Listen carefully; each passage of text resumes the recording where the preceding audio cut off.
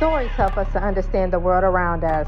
They allow us to laugh, they allow us to cry, they give us the ability to feel and provide us with an outlet to heal. Join me as I get to know some of the amazing people behind the stories that we read in order to truly discover the story that has been hidden within each of us. My name is Bre Smith, and this is the Author Push Talk Show.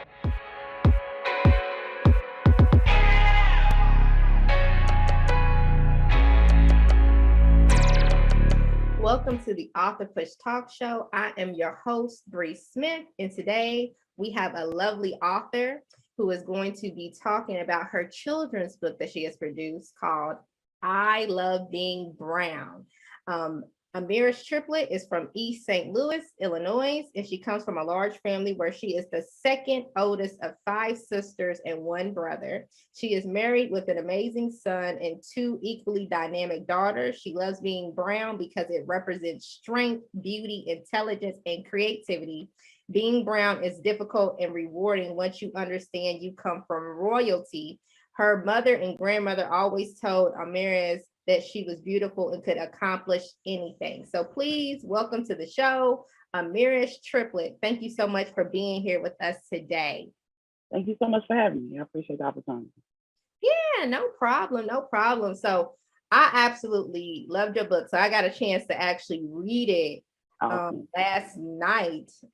It was so powerful, and I love it because you were talking about, us as little brown children, even minority children, feeling comfortable with the skin that we're in. And I know growing up, I felt very ashamed. You know what I mean? You know what I mean? Because, you got racism. And then the area that I grew up in Kentucky. And so just to see like that dynamic, actually I lived in on the West Coast. So that was a different dynamic. And then when we moved back to the South, completely different, you know what I mean? And then that's when I really started to notice, who I was and was feeling very uncomfortable. So I love what you did. So can you please just tell us where did the idea come from for you to write this book? So I have 2 books. I Love Being Brown and I Love Being Brown Too. I Love Being Brown Too is a pandemic baby. But I Love Being Brown came from conversations I had to have with my daughter. She's very dark skinned. I have 2 girls that are very brown skinned. But my oldest daughter was bullied a lot when she was younger. About the color of her skin, like you're dirty. So we just had to have conversations with her about you're beautiful. You are valued. We love you. You don't have to worry about those negative things that other people are saying. So the book was birthed through conversations with her. Amen. That is so powerful. Because I really do believe that's a prevalent problem, right? Still in our society, that colorism issue. You know what I mean? It's like the lighter you are, you know how they used to say back in the day. The lighter you are, the better you are. Yeah. And we deal with it every day, all the time. Yeah. You know what I mean? And then the darker you are, it's like, you know what I mean? They're like, oh, you the field, Yeah. So it's just kind of like, it's like, I just love, like I said, I love what you did there. Because my mother was light skinned. And so I remember having questions with her because I didn't know, I'm like, are you white? She's like, no, I'm not white. You know what I mean? I'm just white, So I love how you just started having conversations and even wrote a book to just kind of help them on this journey with that. Yeah. And so growing up, I would say, did you ever feel uncomfortable in your own skin? Yes. So in high school, I went to a predominantly white high school. And in high school, I was actually bullied for, I want to say being too sociable, right? So I went to private school all my life. I was able to interact with anybody, black, white, whatever. And so I was bullied for being so quote unquote an Oreo. But when I looked at it, I was like, kids is kids, if you're nice to me, you smart, you hang with me, I'm gonna talk to whoever. So I refuse to let them put me in a box that I only will talk to certain type of people because of the color of their skin. And because of that, I was bullied my freshman and sophomore year. But it taught me a lot, and so I'm grateful for it because as I went to high school, through high school and college, I was in those same situations, predominantly white schools, but I was able to flourish and interact with everybody because it's not always going to be, you might be the one and only black person in the room. And so if that's an issue for you, you have to have other people that look like you around you. You may not be as comfortable as you need to be. Now, does it help? Yeah, sometimes, but it doesn't have to be that way. And if we want to be successful, we want to be okay with ourselves, we have to be grateful for what we have in our team. That's the only thing we can control. Amen. Amen. I love that. I love that. Because I think a lot of time it's like us versus them mentality. You know what I mean? It's like, I mean, I know it's just a culture thing. So you feel comfortable amongst your own people. You know what I mean? Yeah. But I love how you're like, nah, I'm like, I want us to be, you know, like God's children, like how God wanted us to be. Right. You know, Even in my uncomfortableness, I'm sorry, I mean to cut you off. Even in my uncomfortableness, I still need to be okay with me. Even if I'm uncomfortable, even if it's a situation where it's not the best situation, I still need to be okay with me. Amen. I like that. So when you are in uncomfortable situations, how do you handle that? How do you navigate that? Like, how are you okay with you? And I've had a lot of experience with that. I mean, just high school, high school, college, master's degree. Like I was like the one, maybe one or two in certain situations. How I deal with it is, I mean, prayer and and really just not worrying about what other people are doing, not worrying about how people view me. People gonna view me however they want to view me. They're gonna hate me or they gonna love me. Hopefully, they see my personality, they see I'm a good person, and they love me. If they hate me just because I'm a brown girl, I can't do nothing about that. That's how God made me. So I truly feel like prayer is a big part of my life. So if I feel really uncomfortable, I will pull over, put my head down, say a prayer because I want God to use me and I want to be in His will and His purpose. So and walk in the path that He wants me to be in. So that's the biggest thing, just making sure that I'm doing what I'm supposed to. Amen. I love that. And I also loved how you talked about just you feeling comfortable regardless of people like you or not. And I think that's really what's wrong, you know, with our youth, right? Yeah. It's because everything, and I know because I experienced it, and that's why I really resonated with your book. Because you know, I experienced it growing up. It was just like, oh man, I want love and attention so bad. I want to be accepted by all these people so bad. So I feel like I have to put on a facade or change who I am, even if I'm with certain groups of people, in order to try to fit in. You know what I mean? Instead of just being like, look, I'm going to accept me for who I am, who the Lord called me to be, and then just, you know, have those people drawn to myself. So I absolutely love that. So is there any advice that you would give to parents with kids who are struggling in their identity or even being bullied at school? Do what you have to do to support them. If it's going to the administration, if it's going to the people, going to the setting that is happening, be that advocate for your kids. If we're not advocating for our kids, nobody else will. So be the advocate for your kids. Be mindful of the situation, because you don't want to embarrass them and make it worse. But advocate for your kids. Figure out what you need to do. Administration may not even know what's going on. Like, just be the advocate for your kid. But also at home, don't let. So if the school doesn't do anything right away, or they're not supporting you, you support your kid. You figure out, you know, what activities y'all can do after school to encourage that. What that looks like. How do you, maybe get them in an activity? Maybe that'll help them with a positive aspect of what they need for the inside. And I know as a culture, we are sometimes against therapy, but therapy is amazing. I'm a guidance counselor, and it's so many people that are so against therapy. But if you do not have the tools to help your child who is sad, depressed, because people are constantly bullying them, then use those resources for other people to help get in there so that those we don't look up and that child has killed themselves because of the things that they're going through. Suicide is such a high rate with young people, at a alarming rate in some areas. So see what resources, community resources are available to help the kids. Man, amen. I love that. Because growing up,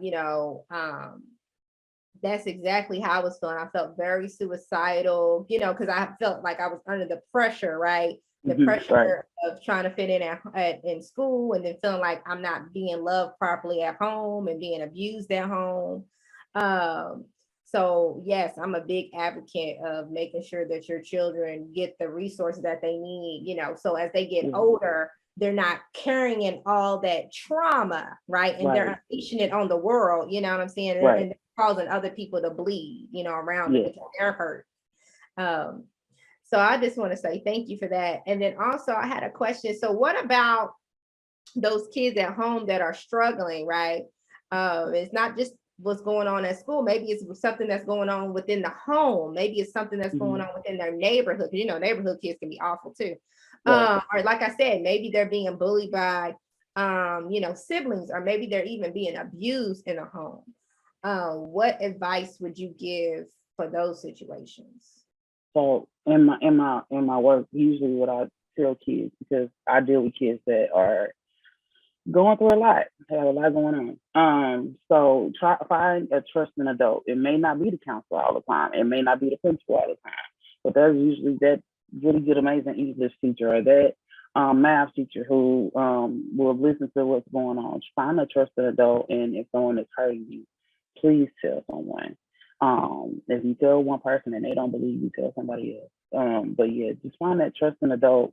Sometimes it could be the teacher assistant in the classroom. Like, just find that trusting adult that they already kind of care about you, and reach out so that we can get you the help that you need. Amen. Amen. So how can Black and minority children, even women, men, just us as minorities, period, how can we learn to affirm ourselves, right? Like by ourselves, and then how do we learn to affirm ourselves as a community? So I think it really does start with the words that come out of our mouths. That's why there's so many positive affirmations in my book, because it starts there. Like, it starts with our language, the things that we say. Because the negative talk starts with the things that we say, right? So we have to reverse it.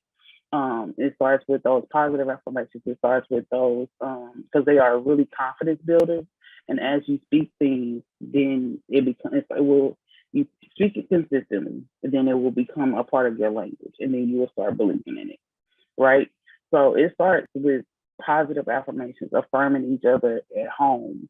When you hear kids arguing, I just did it last night, when you hear them arguing over something small, stop that conversation, that negative conversation, and then y'all start over with something positive. We have to, if it's not happening outside of our homes, we have to do it at home. And it starts with us too. It starts with the adults. We sometimes say a lot of negative things because life and everything that's going on, but it definitely starts with us and being an example in front of our kids. So definitely positive affirmations and watching positive things with our kids, just reversing the language that we use sometimes helps a lot. Amen. Amen. I love that. Yeah. And I think even helping to renew the mind, what we actually, what you're watching, the things that you're listening to, can definitely help as well. So thank you for that. So I would say, what was the most difficult part about writing this book or this series? The most difficult part was basically trying to think, like, how can this affect other kids? So the difficult part was, like, I know how I did with my children, but every kid is different. So the most difficult part was how can I make it relate to other kids, other students. I would say students because I'm an educator. But how do I make it relate to other kids where they get it as well? Because I feel like my books are conversation starters. Um, and I love and I always use that language because it's a quick read. It's not it's not a long book, but it's impactful, right? And the impact that I wanted to do is to cause conversations, right?